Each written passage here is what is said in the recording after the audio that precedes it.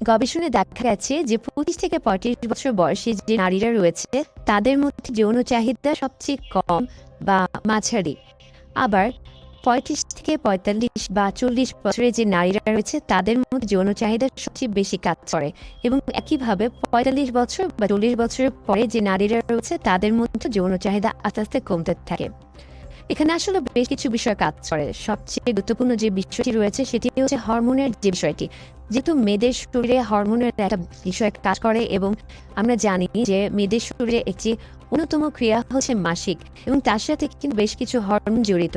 অর্থাৎ এবং একটা বয়সে গিয়ে বিশেষ করে ৪০-এর পরে কিন্তু তাদের মাসিক যখন বন্ধ হয়ে যায় তখন কিন্তু তাদের শরীরে একটা হরমোনাল ইমব্যালেন্স হয়ে থাকে, যার ফলে কিন্তু তার শরীরে একটা সবকিছু মিলে কিন্তু একটা নতুন একটা প্রভাব পড়ে। এর ফলে কিন্তু আপনার দেখা যাচ্ছে যে সেক্সুয়াল অ্যাক্টিভিটিসের যে বিষয়গুলি আছে সেটা একটা তারতম্য হতে পারে।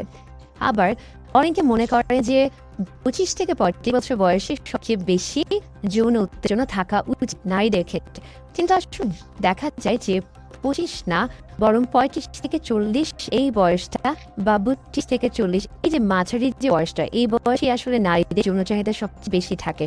তবে অনেক গবেষণায় আবার দেখা যাচ্ছে যে অনেকে বলে থাকেন যে এই সময় মেয়েরা যেহেতু সবচেয়ে বেশি বিভিন্ন ধরনের কাজ কর্মে লিপ্ত থাকে, বিশেষ করে দেখা যাচ্ছে যে এই সময় তারা বিবাহ বন্ধনে আবদ্ধ হয়, এই সময় তারা বিভিন্ন ধরনের কাজ করে থাকেন, এবং এই সময় তাদের হচ্ছে গর্ভধারণ থেকে শুরু করে বাচ্চা লালন পালন, এই যে বিভিন্ন ধরনের কাজে কর্মে তারা ব্যস্ত থাকেন, যার ফলে অনেকের ক্ষেত্রে আবার এই বয়সে যৌন উত্তেজনাটি সবচেয়ে কম দেখা যায়।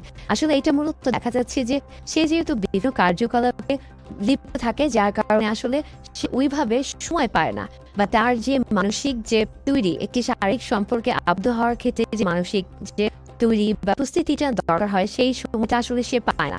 এই জন্য আসলে এটা নির্ভর করছে ওই মানুষের বা ওই নারীর শারীরিক এবং মানসিক অবস্থানের উপর, এবং তার দৈহিক অবস্থানের উপর, এবং তার পরিবেশ পরিস্থিতির উপর।